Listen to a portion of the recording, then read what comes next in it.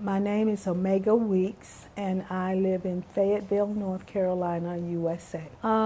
Biggest challenge is living life from a foundation of fear, which resulted in being very cautious about any decision, and over time, indecisiveness and sometimes procrastination before finally, struggling to make decisions, really. Well, I had a very intense work career. Well, I had an intense career, and because I couldn't set boundaries and say no, my supervisors just kept piling work on me. Someone left the workplace, then I took on their responsibilities plus mine. Mm-hmm. So I was in and out of that situation all of the time, and ended up having to be a champion at work. And that was a great kind of label, but the label had a lot of overextending embedded in that. Mm-hmm. And I did not take a lot of vacations or anything. I just continually worked. And that led to just physical breakdown, really. And I also didn't have the support that I needed at home. My husband was in a very intense job himself. He came from a totally different background from me. And that should have been something that I paid more attention to. In fact, I think when I got married, I just wasn't mature enough, experienced enough in life to make such a decision. Would I do it over again? Yes, because I want my children just the way they are. But would I have handled things in my home differently had I known the kinds of things that I've learned in LMA and SMA? Yes, I definitely would. When you know better, you do better.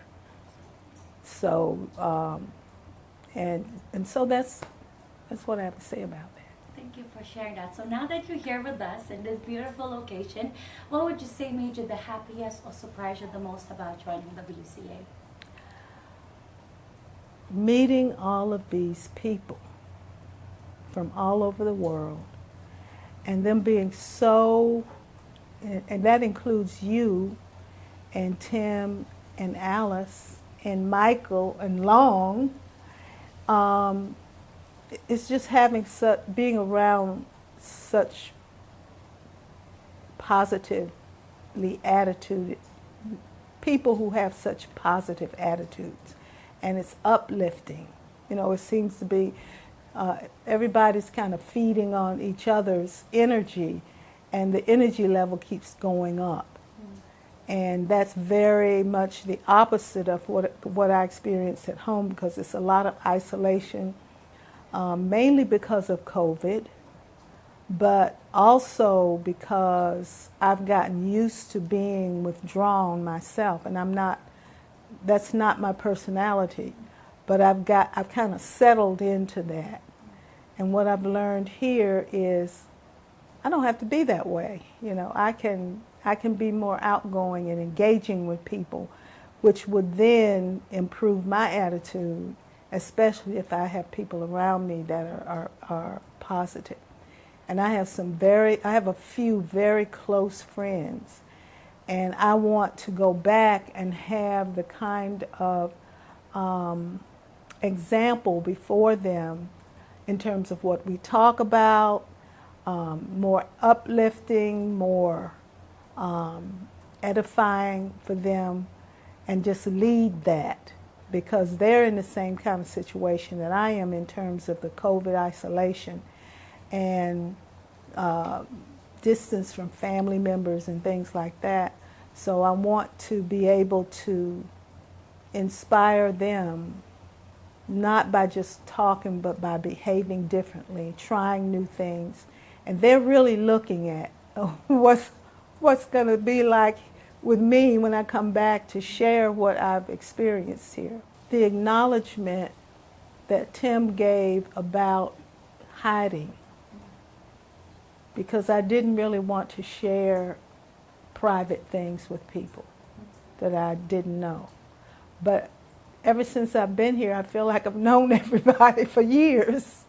You know, they're so open and willing to share themselves. It's not like sharing with people who are closed off, but sharing with people who are willing to be vulnerable with me, and then seeing all of the successes that they've really had in their lives without them really acknowledging that success. And so that's what I'm going to be looking for. Sasha talked about the 150 things, and I'm going to try to do that, because very often people with little tender hearts don't recognize their own successes. So I think I'm one of those little tender-hearted people, you know. It's been one of the best experiences of my life, just to get away from the routine and where I normally am in a little box at home, to get away from that, to see a different country, to experience the people, the local people and the culture, and then coming in and getting the information that is just not available anywhere. I mean, I've done self-improvement stuff before, but it's been like a little piece here, a little piece here, and a little piece there. And it's like a puzzle that was incomplete. And Tim has bridged all those gaps. He has filled in all those pieces of puzzle to show a complete picture of how to improve the background, the foundation for it, the way you think, your attitude about life, what your decision-making framework is all about. All kinds of things like that have just filled in all the gaps and given me a more comprehensive understanding of how to improve.